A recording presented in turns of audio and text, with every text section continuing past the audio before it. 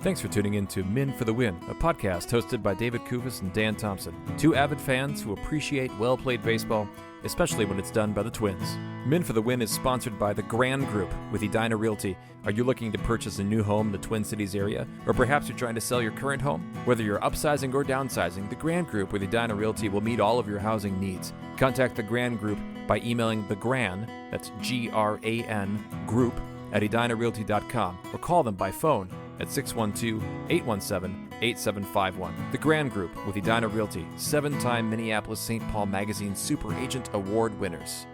Men for the Win is part of the Pulltab Sports Network, covering sports, culture, and entertainment across the Midwest. Check them out at pulltabsports.com and give them a follow on all your social media platforms at Pulltab Sports. On this episode, David and Dan recap the Twins' 3-game series against the Seattle Mariners. Thanks for listening. Enjoy. Thanks for tuning into Men for the Win. My name is David Kufis. With me, as always, is Dan Thompson. The Twins dropped 2 of 3 against the Seattle Mariners, the team that would have Dan Thompson's heart if it were not for the Twins. Dan, you actually got to attend this series. How was it? This may have been the most memorable series, like regular season series that I'd been to in terms of the quality and interest of the baseball games. Now, we didn't end up staying for game 3 because we had to drive back here to Spokane, but game 1 was maybe the best game I've seen live in my life as a Twins fan. The worst for the Mariners. I mean, I talked to a lot of Mariners. I mean, it was an awkward vibe at the end of that game. And then game 2, it felt okay to lose given that they'd won game 1. Game 3 is kind of the letdown game here, but the atmosphere is fantastic. The roof was open on Friday night. It was beautiful. It was closed Saturday and it was still beautiful. I got to meet Hogs. Funny story, actually. So I was handing out stickers, you know, as we like to do at road games, especially to Twins fans and such. And I was pretty quick with it. I would be like, hey, do you like podcasts? You should listen to mine. Thanks. And I kept going. And I did this to a few people. And then later I met up with Hogs and we said hello. And, you know, I made some cheap shots about his middle management, you know, things like that, right? He made fun of me for, I don't know, whatever it is people make fun of me for. My rubric. The list is too long for us to recount right now. And, but then later I got a text from him and it was like, I think you gave out some stickers to some of the guys in our group that I like, because I didn't know who his friends were. They were just wearing Twins gear. So apparently I met Hogs' friends, but didn't know it. That's hilarious. Yeah. And so cool. Folks, if you're listening to this show and it's because Dan Thompson handed you a sticker in Seattle, please send us a note on social media. We'd love to see if that was actually productive to get people listening to the show. But Dan, a couple of roster moves here before the series. First of all, Buxton was activated. Carson McCusker was optioned. That was for Friday's game. And then for Saturday's game, Deshaun Kersey Jr. was optioned when Matt Wallner was activated. And just a real quick note about Wallner before we get into the series recap. Wallner hit 5 homers in 6 rehab games at AAA, which he almost set a franchise record. And the Saints' social media profile was just them complaining that Matt Wallner didn't stay long enough to break the franchise record at AAA for home runs. It's the cows. I mean, I think we know why Matt's been hitting all those home runs. It is hopeful that he never breaks that record unless he's on some rehab assignment down the road. But man, that guy can crush baseballs. Even then we'd hope not, right? That's true. But I just wanted to note one thing that happened here. One of the ones that he hit, it was out onto this grassy knoll, and there was a little girl out there, Dan. And here's the thing. She tracked the ball so well. She was right where she needed to be. You know, she was trying to catch it though, Dan, as if it was a balloon falling from the sky, and she got nailed, dude. She's fine. People have followed up on social media. She's okay. But the hands just weren't there in this circumstance, Dan, to be waiting on a Matt Wallner home run ball. No, like 100 and something off the bat, probably too. That can't feel good. I'm glad she's okay, obviously. And I'm glad he's back with the Twins. He played a big role in this series. Absolutely. Well, with that, Dan, let's go ahead and jump into the series recap. Series recap. So I was at this game actually with my dad and my son. So it was kind of a cool, 3 generations of Thompson's game. But it was about as bad of a start as you can have for Zebby Matthews here. He allows 4 runs quickly. A 3-run home run to Cal Raleigh, who Hogs was kind to point out is on his fantasy team. Every time Cal Raleigh hit a home run. Nobody cares. Which was a lot of times. And then Randy Arozarena hit one as well. So it's 4-0 just like that. Also, the Mariners announcers had some great... I was watching the recap later. They had some good stats. So Cal Raleigh actually went to the same high school as Zebby Matthews, not at the same time. But that was interesting. So Cal Raleigh hits one off of a guy from his... I think it was in North Carolina. And then later in the game, he hits one off of his college teammate, Cole Sands. A great reunion game, I suppose, for Cal Raleigh. Yeah, and you do deserve some credit here, Dan. Because after like the 3rd inning, you sent a text and you said, he seems to be doing fine fine. Like, all things considered, this is not bad. I mean, so after he settled, he goes 7 innings pitched, 6 hits, 1 walk, 4 earned runs, 7 Ks, 94 pitches, Dan. And this is an impressive at a park with an announced crowd of 39,000. Well, I was just thinking he may never have pitched in front of that many people before. And what a great atmosphere it was. I just can't get over that. Meanwhile, as he's doing that, the Twins get some runs. So in the 4th, Larnach hits a solo shot to right, and then a double by Jeffers comes after that. He comes around to score, then at a ground up by Lee. I found it interesting here. The Mariners did not play infield in on this, and Jeffers even didn't. It wasn't a contact play. Like, he went, a third of the way down and then went for it. It was refreshing, right, to see that there are other ways to handle these situations. I tell you the truth, I'm a little confused by your tactics. I know. It's like Dan Wilson knows there's other ways to manage these things. Willie Castro hits a solo shot to right in the top of the 7th, so it's 4-3. That knocks out Mariners starter Brian Wu, who went 6 2/3, 3 earned runs, 6 hits, 3 strikeouts. Twins they were working counts with him. But then the bottom of the 8th, Cal Raleigh comes up again and hits a first pitch rocket to right. Both of his home runs were on first pitches, and we were sitting behind home plate, and they were just no doubters. You knew that they were going out. And like I said, this was off Cole Sands, who was a teammate of his in college. At that point, Raleigh was the first major league catcher ever with 20 home runs before June 1st, and he just kept trucking. But then it's the top of the 9th, and my son and I were thinking, do we stay? Do we try to beat the crowds back to the light rail? Because we had kind of a long ride ahead of us to get back to where we were staying, and we thought, let's just see what happens. So Ty France singles, and then Clemens and Lewis are out, and we're kind of like, it's kind of that crouch up you make where you're like, all right, well, we could maybe start kind of making our way. We could watch the last out from the top of the stairs and then book it. But we didn't, because then Willie Castro hits another 2-run home run, and so it's 6-5, and you're thinking, well, okay, all right, we'll stick around. And then Byron Buxton singles, and he steals second, and really, now we're really starting to think. With all due respect, sir, I believe this is going to be our finest hour. But there's still no way. Or there's no way that he's really going to be able, they can't, right? They can't come back. But then Larnach singles him in. It's a tie game. And then you're like, all right, well, it's 6-6. So let's go. And meanwhile, this is all coming off of Mariners closer Andres Munoz, who hadn't given up an earned run all year. Now, I think he'd blown a couple saves, maybe in like some extra inning situations or something like that. But it was remarkable, David. Were you still watching at this point? I was. Yeah, this was a interesting timeline for me because if you're watching some of the video, folks, you'll notice my background is very different. It's just a plain wall behind me. I have been slowly transitioning my office from upstairs into our basement. And so I had the game on. I had a TV down here, and I've been organizing my game shelves down here while watching the game. No small task either, listeners. I mean, this. If people have moved from one house to another, you'll understand the gravity of the move here that David is trying to orchestrate. It's a lot of games. But anyway, the reason I say this is because as I'm watching this, it's like, okay, well, after the 1st, I think it's over. And then after the 6th, I think it's over. And then it just keeps happening. My wife we got her this wonderful knitting chair. She has a knitting corner with all of her knitting supplies, and she falls asleep, and I wake her up after the Larnach single to center that scores Buxton, because I'm like, let's go, and I'm just like very loudly, and it's a bold strategy, Kyle. I don't know. Let's see if it pays off for him. Waking up your wife for a baseball, that's risky, David. Not intentional. There are times when you're watching you were a baseball so excited. game, you can't. Okay. Oh, yeah. No, I didn't. Sorry, to clarify. I didn't wake my wife up to tell her that the Twins tied it in the 9th. I woke her up by screaming, let's go. Gotcha. I had no control over myself at that point, Dan. Of course not. Well, in any case, the Twins end up scoring 6 runs in the top of the 10th. We're going to come back to this inning quite a bit later. It's funny because the night before, the Mariners had played the Nationals, and they lost that game 9-3 because they gave up 7 runs in the top of the 10th to the Nationals, and I think scored one back. So again, being in the presence of Mariners fans, it was like, for them, it was deja vu. For us, it was super exciting. But lots of good things here, right? Stewart pitches a clean bottom of the 10th. Correa ends the game with a brilliant throw-out of Rodriguez. Great stats here. Larnach finishes 4 for 6, a triple shy of the cycle with 4 RBI. Castro's 2 for 3 with the 2 runs, 3 RBI, 3 runs. And then Duran gets the win. He's 4-1 of the season at this point. Yeah, so let's go on to game 2, where it seemed, Dan, as though our hometown boys were going to find a way to pull this one out as well, but the Twins do fall 4-5. This was a long baseball game, and I need to tell you, Dan, I had my daughter's dance recital, and the dance recital was lengthy. This is what I'll say. It was over 2 hours long, which is a long time. But anyway, so I'm planning to watch this on delay, right? So I got all my spoilers off. I'm going to wait. I'm excited to watch it. Well, it's a national game, and national games aren't available until 90 minutes after the last pitch. Brutal. Well, so I get home. It's like 10:30. The game started at 6. So I'm like trying to watch the game and they're like, no, it's blacked out. You have to wait for 90 minutes after last pitch. I'm like, well, what on earth? It's got to be after 90 minutes at this point. And so they sort of spoiled the game, even though I had like stopped spoilers, because I know at this point it had to go into extra innings. This happened in the Wild Vegas game where I was watching. I think it was the one that Hartman scored the goal that then was called back, and it was like I knew that this was not going to work out the way that I had hoped, because I knew there was more time left on the recording.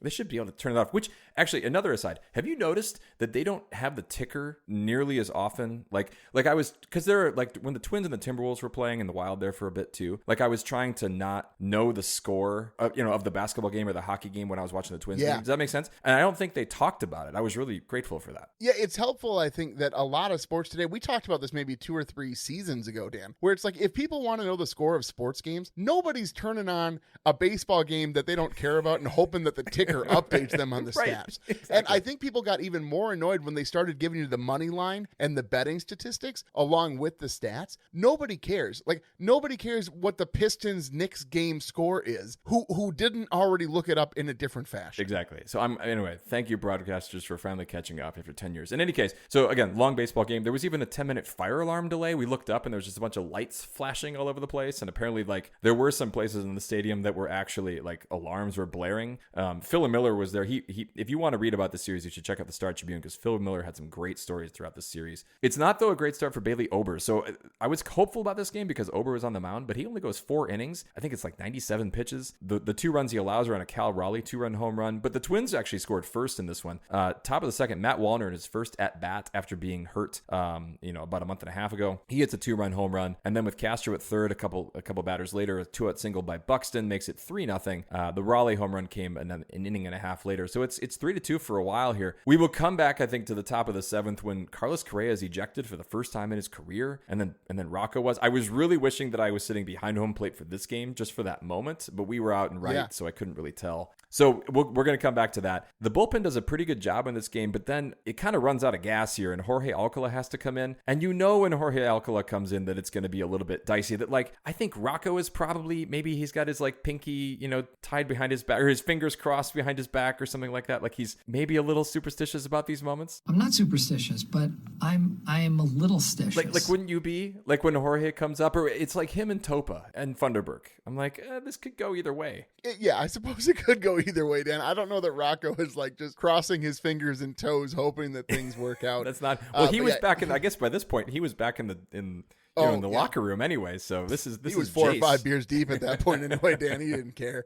But anyway, Alcala allows a 2-run homer by Crawford to the bottom 7th, so it's 4-3 Seattle. Top of the 8th, though, the Twins get a couple on, so Wallner's hit by pitch and then Castro singles. But Clemens, Dan, my boy Clemens, who we're going to talk about later, lines out to center, and Wallner doesn't get back to the bag in time, so he's doubled off. The rally is killed. Why can't guys get back to the bag, Dan? Especially on plays where they should be able to get back to the bag. Where is Paul Molitor, Dan Thompson? Well, he's not at second, right? So that's the one base you don't have a base coach at, right? Wallner's got to rely on his instincts there. So he was caught lean, and it was too bad. Top of the 9th, though, as the Twins did the night before, they tie it up. Carlos Vargas is on the mound. Buxton hits one back to him, and then Vargas does his best impression of a Twins pitcher, and he way overthrows the base, right? And then Buxton speeds around to third, and then Larnach singles him in through a drawn-in infield. So I think, Dan Wilson he decided this was the moment to bring in the infield, which, to be fair, if Buxton's the guy at third and you have hopes of bringing him down, I would have just walked Larnach though to set up a double play. Like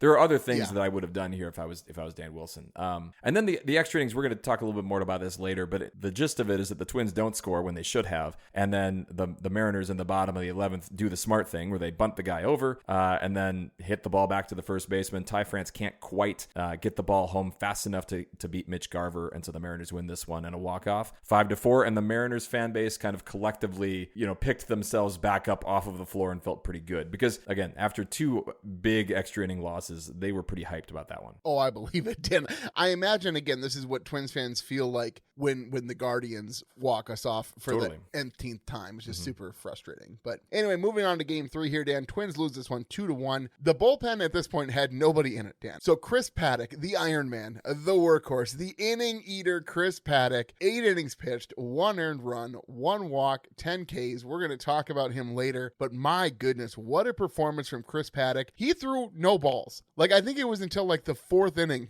it took it until he threw a ball for the first time. Can you explain this to me, Dan? I don't understand how Chris Paddock has flipped a switch, or has he just always been injured? How can a guy be in the zone as often as he's in the zone and players still can't hit him? Oh, I think we know why. I have magic hair that glows when I sing. He's got those beautiful flowing locks, right? He's finally just leaning into where his strength really lies. He has looked absolutely fantastic. It was so cool when he came out for the 8th inning. When I thought for sure he wasn't going to. I thought that was we're going to talk about him later, but I thought it was one of the best moves Rocco made. But Luis Castillo duels him pretty well. He goes 6 innings, 4 hits, 2 walks, 5 strikeouts. Twins couldn't get to him. They do, I think he had 90-something pitches at that point. Bottom of the 6th included a Harrison Bader great diving catch to rob J.P. Crawford of a hit. And there's nothing until the 7th, but then that's when Cal Raleigh gets him his 4th home run of the series. Cal Raleigh looks like an all-star. Like, this is what all-star players do for baseball teams, because he absolutely carried the Mariners in this series. They clearly don't win a game without him. Yeah, we're going to have to talk about him a little bit later also, but top of the 9th, Twins tie the game in the 9th for the 3rd straight game, which is insane. It leads to a lot of fun baseball, but Clemens walks, France singles, a wild pitch advances the runners, and then Harrison Bader sac fly scores Clemens. Tie game 1-1. It should be noted too, Rodriguez fields the ball in center, and he throws it home as if there's going to be a play at home plate, and the ball gets by the catcher. Like, the ball is that far up the line towards third that if the pitcher was sleeping and not playing back up there, the Twins score the winning run then and there. A heads up play then for the pitcher to actually be back there to back it up. The Twins aren't able to get another run in, unfortunately. And then in the bottom 9th, Griffin Jax is brought in. Rodriguez singles on a ball hit kind of in a weird spot that Clemens can't make the play on.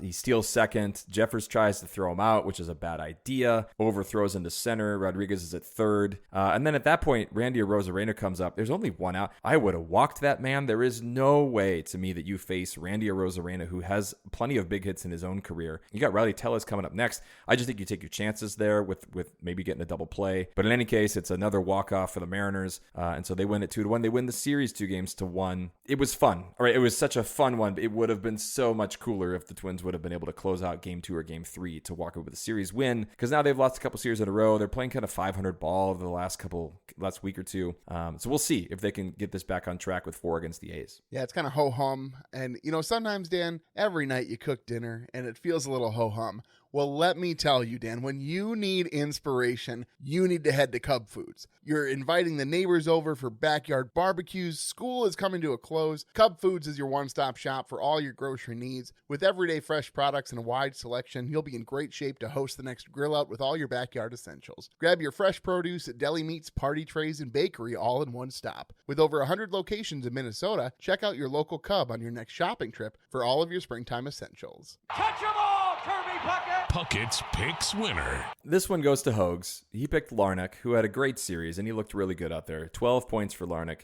The listeners picked Correa, who had also a pretty good series, especially with that home run in game 1. 7 points. I picked Ty France, who had 2. You picked Brooks Lee, who had 2.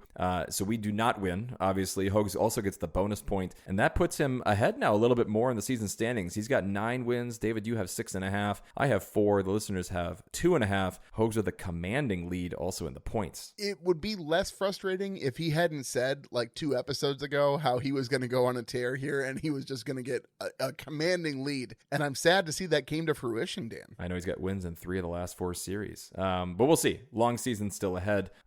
We'll come back to that segment a little bit later when we pick for the next series. Beast versus Bench. Is losing fun? Is losing fun? Lots of options here, but I'm going to stick with Zebby Matthews for hunkering down and pitching those 7 innings there. Now, the bullpen still had issues because they had to use extra guys or the extra innings, but at the same time, that was a fantastic start for him. I don't want to say season saving for him, but it certainly secures his spot in the rotation a little bit longer. I would think for sure another starter too. We talked about this a lot last episode. It's a little bit like after the first inning, I think we probably both thought, well, okay, that'll do it for Zebby. Yeah. And then just the way he continued to battle and the way that he kept the team in it, yeah, I think it's not a bad idea that he's going to stick around a little bit, Dan. And you picked a starter too.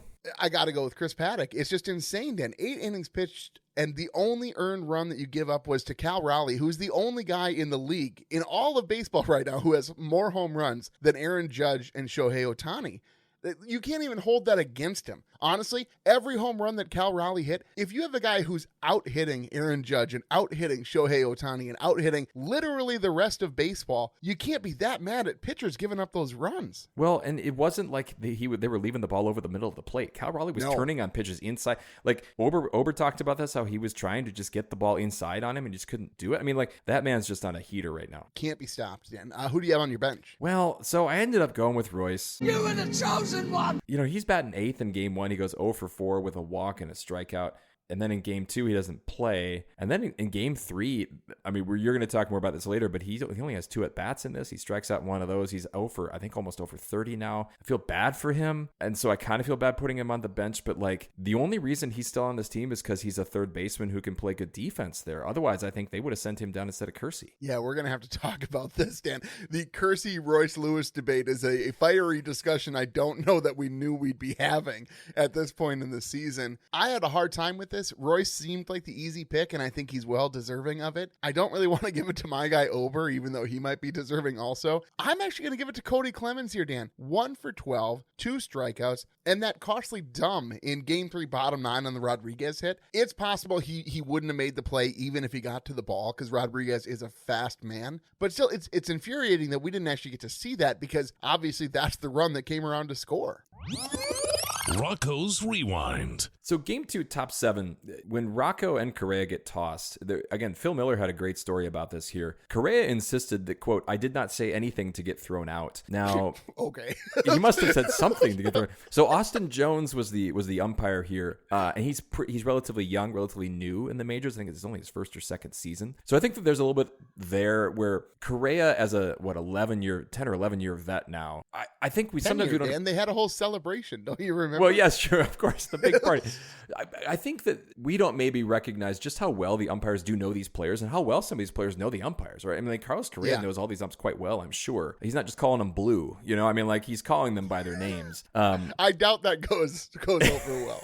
Like, I don't think anybody in the majors are calling the umpires blue unless they know they're going to get tossed in. Like, I hope not.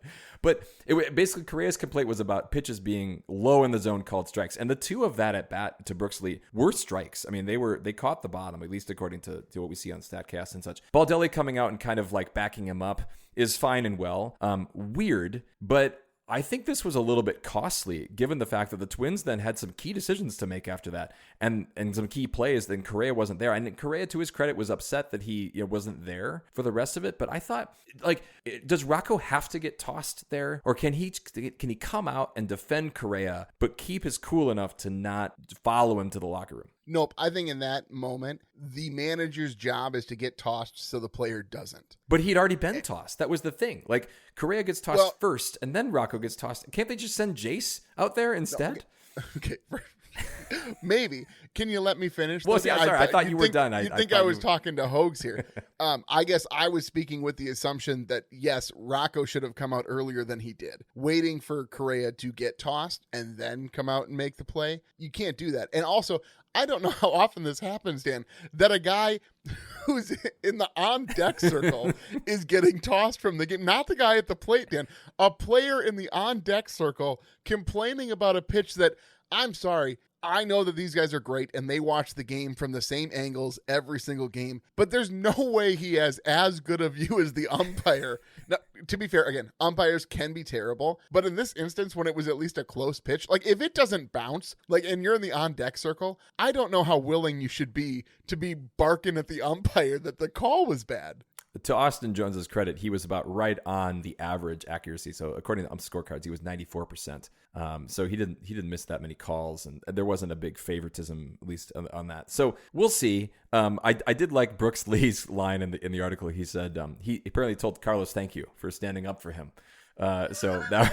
What else is he going to say, Dan? What else is he going to say? That was really immature of him, and he should have kept his cool and let me have my own at bat. No, of course not.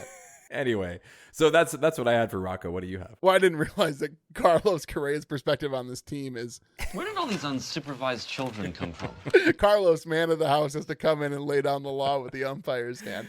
Yeah, just game 3, I love that he let Paddock pitch. Like, when he came out for the 8th, shocking. I could not believe that, especially the portion of the order that they were in. That was so surprising to me. Again, part of this was just necessity. There was nobody left in the bullpen who had a fresh arm, but I still loved it, Dan. And Rocco has managed considerably differently during this portion of the season than we've seen him manage in a lot of seasons previous. And I think that there are differences that he's intentionally making. I don't think these decisions are always coming because he's forced into that position. I do think some of these things, Dan, are natural changes because clearly he's a listener to the show.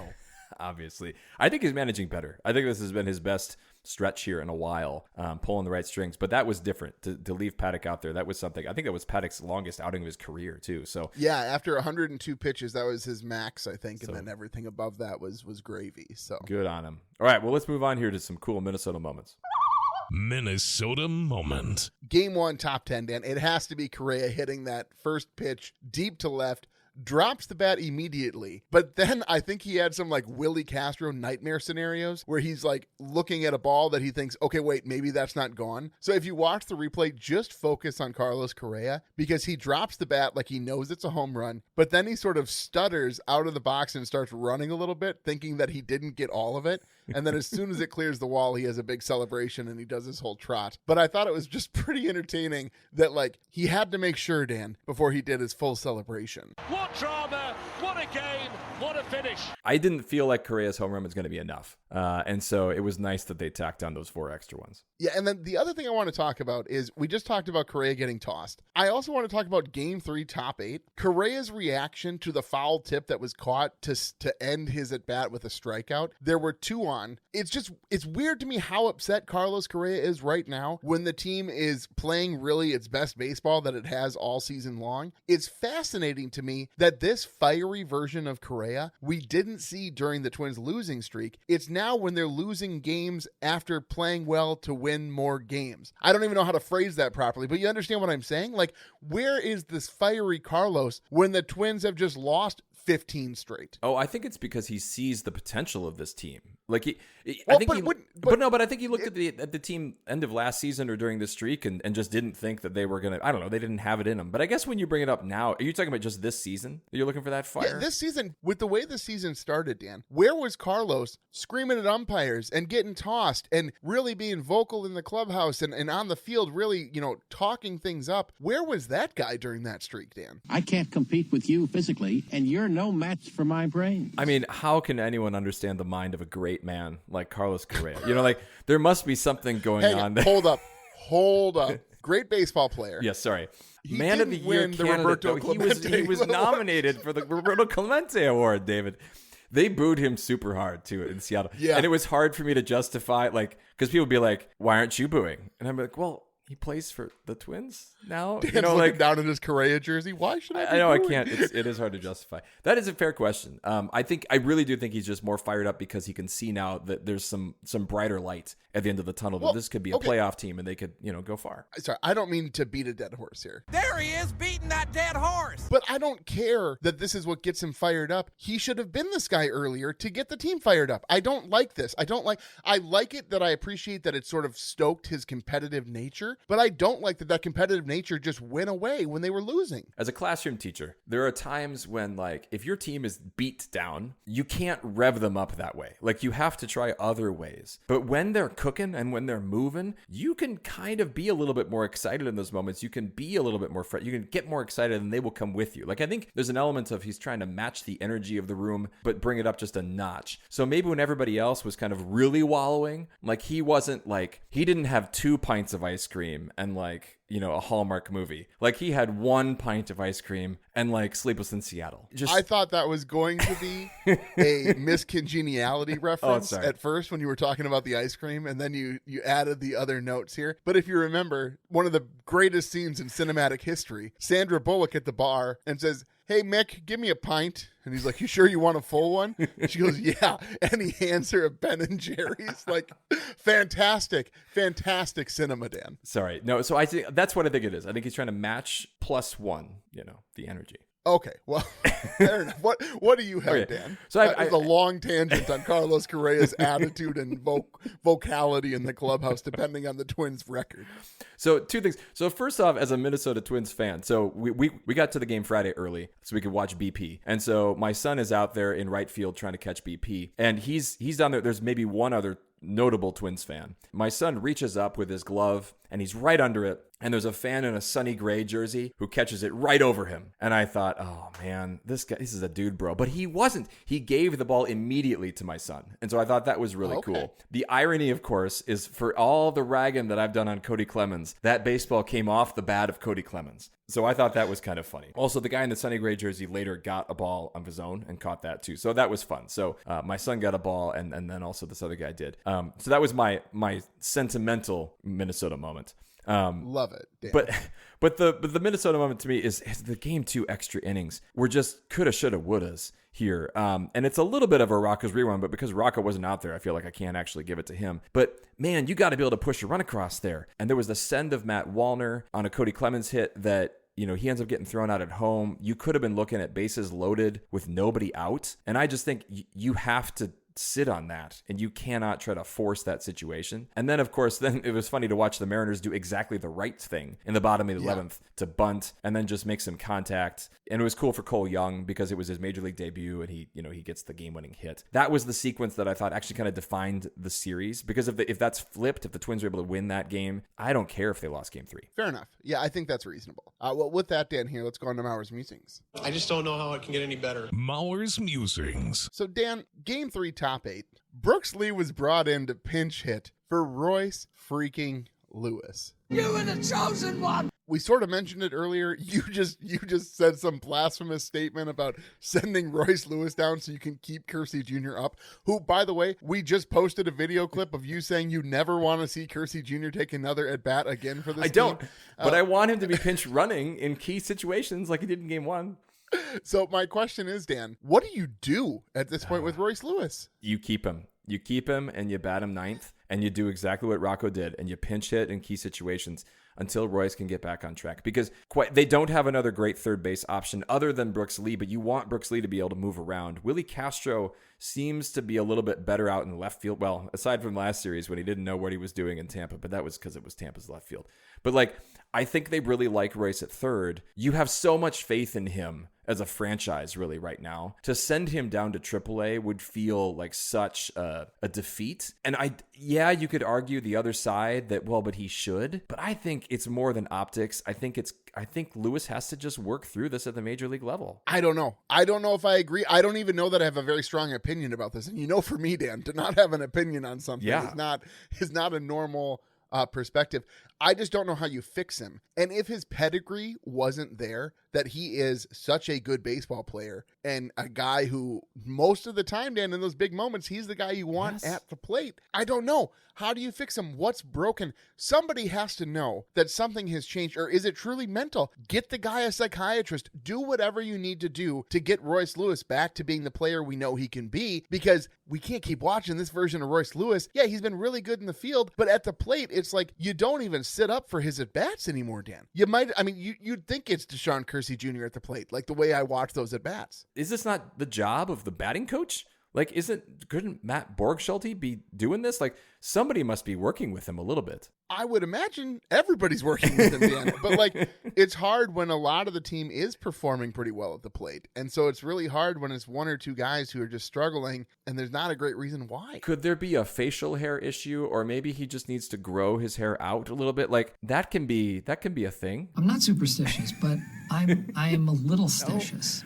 Get the man a wig. Maybe something will do. I knew exactly what to do, but in a much more real sense, I had no idea what to do. They don't know what what to do with him. Yeah. What do you have here, Dan? Why doesn't Target Field feel like that every weekend in the summer? It was so fun to have 37,000, 39,000, 39,000, to feel like you have to get to the game early because you want to get all of your food first so you can sit down and not have to fight lines, which is what we tried to do for game 2. I want that atmosphere at Target Field all the time. These teams had identical records coming into this series. There is no good reason why Target Field can't feel like T-Mobile Park felt on a beautiful 70-something degree day. I think when new ownership comes in, And if they make a couple of moves or some bigger changes around the stadium so that people know new ownership is here, I think then you might see that. All right, well, let's grade this thing. Series grades. So we have this long text thread and video message from Hogs with all of the people who he was with debating what we should grade this series. And so I was very curious what the debate was. Hogs is under the impression that this has to be a low grade because they lost 2 of 3. And he's absolutely right, Dan, because from a baseball perspective, just watching baseball from an enjoyment perspective, this is an A. Yeah. But from a Twins perspective, this is a D+. The Mariners are a good baseball team. Game 2 and Game 3, if the offense had capitalized and would have pulled it out, this would be a little bit different story. But they didn't, Dan. The offense wasn't there. Chris Paddock, he's got like 3 runs of run support in his last like 27 innings of work. And that's embarrassing, Dan, that Chris Paddock, a guy who, for whatever reason during this stretch, is pitching the best he ever has in his career, the offense can't get 1 to 2 runs across for him. It's ridiculous, Dan. And you've got arguably your full lineup now with Walner back too. And with not Buxton. Even arguably. The only person of consequence you're missing is Danny Coulomb. The travesty of Game 3 is that they only scored 1 run, right? You got to be able to score more than 1 run, even against Luis Castillo. When I look at my rubric here, momentum, I think this is a 0 because, again, they did play good baseball in so many ways. These are fun games. You're on the road against a good team, so I think losing in a close fashion doesn't move the pendulum left or right. Decision-making, aside from a couple, the questionable call to send Walner when he probably shouldn't have, and also Jeffers' overthrow. I thought Rocco was actually quite good in this series, especially in the way that he managed the arms. I think he did what he could with the arms that he had. So I gave him a +1 there. The stars, Correa played great. Buxton had a great series too. I need to kind of elevate other people into this spot, but I might even put, a guy like a Matt Wallner is almost to that point, right? Where he's like the true power threat you have in the middle of the lineup, and he looked good. Yeah. I gave him a +2 there. I thought the mids, enough guys did step up and have their moments. Castro, Larnach here. I gave him a +1 there. And then youth, I gave him a +1 as well. I think we just saw good things out of a guy like Zeppy Matthews. So I add that all up, and that's 3 + 4 + 5 + 4 + 4 is 20 out of 25. Multiplied by 4, it's 80. It's a B-. So I don't know if that's going to satisfy the argument with Hogs there.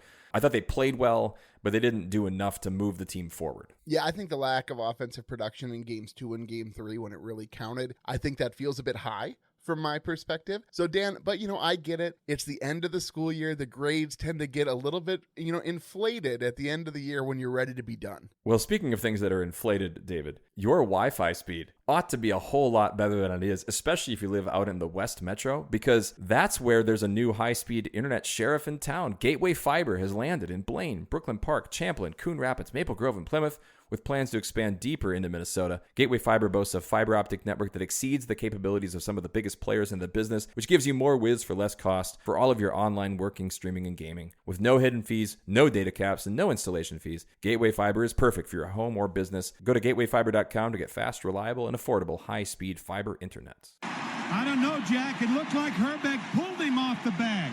Herbie's headlines. Not a ton of news around the league, Dan. Just a quick note here. D-backs ace Corbin Burns, he exits with an elbow injury. That's usually doesn't mean good things for starting pitchers, so that's a bit of a bummer. Hope he's okay, but honestly, it seems unlikely that he's just going to bounce back from that, obviously. But then this is what I wanted to talk about, Dan. I don't know how a game between the Orioles and the White Sox manages to make its way into Herbie's headlines, but Orioles have this rookie, Kobe Mayo. He gets his first MLB RBI against the White Sox, but then he gets caught in a rundown between first and second, and he tries to basically run into Sosa to make contact and flop so that the ump will call it interference and call him safe, which, my goodness, the idea that we have a ton of flopping in baseball would be just, I would die. Dan, please don't let this be a thing. It causes the benches to clear. After he pushes Sosa, they were jawing with each other after the play. You're a rookie. You just hit your first RBI, and you're out there jawing with a guy and pushing a dude?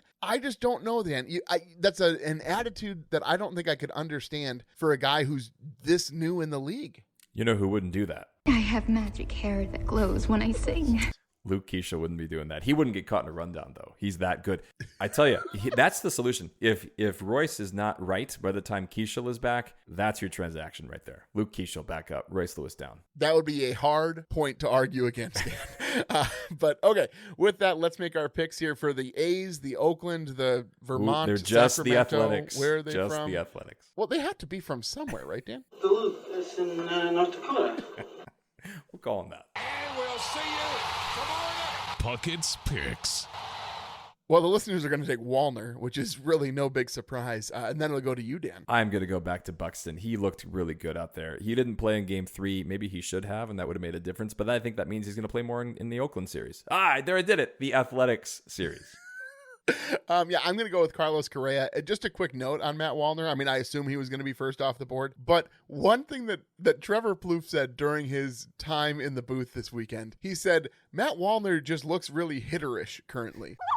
Like he looked like a hitter before, but just now when he comes back, he just looks very hitterish, which I just thought was a funny turn of phrase. And then that leaves Hogs picking last, and you can't make this up. After much debate with his friends, he's actually going with Royce Lewis. I guess. I don't know. The thing is, if he wins, he has like he put a whole addendum in the text message thread where we do our Puckett's Picks, where he explained we have this whole, I don't know if it's a trophy or a ceremony or some sort of bouquet of flowers we need to have delivered to his buddies, but we'll see what happens. I don't have a lot of faith that unless things go terribly wrong for the Twins, that Royce Lewis will win Puckett's Picks, but we'll have to see, Dan. Well, this is a 4-game series, so we'll be back Thursday night with an episode ready for Friday morning. We hope you'll listen. I think with that, David, I'm going to send us out. Folks, if you like what you hear, please tell a friend. You can follow us on X at Min for the Win and find our Min for the Win Facebook and Instagram pages. Make sure you're subscribed to the podcast on your favorite platforms so you're notified when new episodes are available. And if you could leave us a rating or a like, we'd greatly appreciate it. If you'd like to support the show further, you can find us on Patreon. A link is in the description. Thanks for listening, and as always, go Twins. That'll wrap up another episode of Min for the Win, a podcast hosted by David Kufis and Dan Thompson, two avid fans who appreciate well-played baseball, especially when it's done by the Twins. Thanks so much for listening, and as always, go Twins.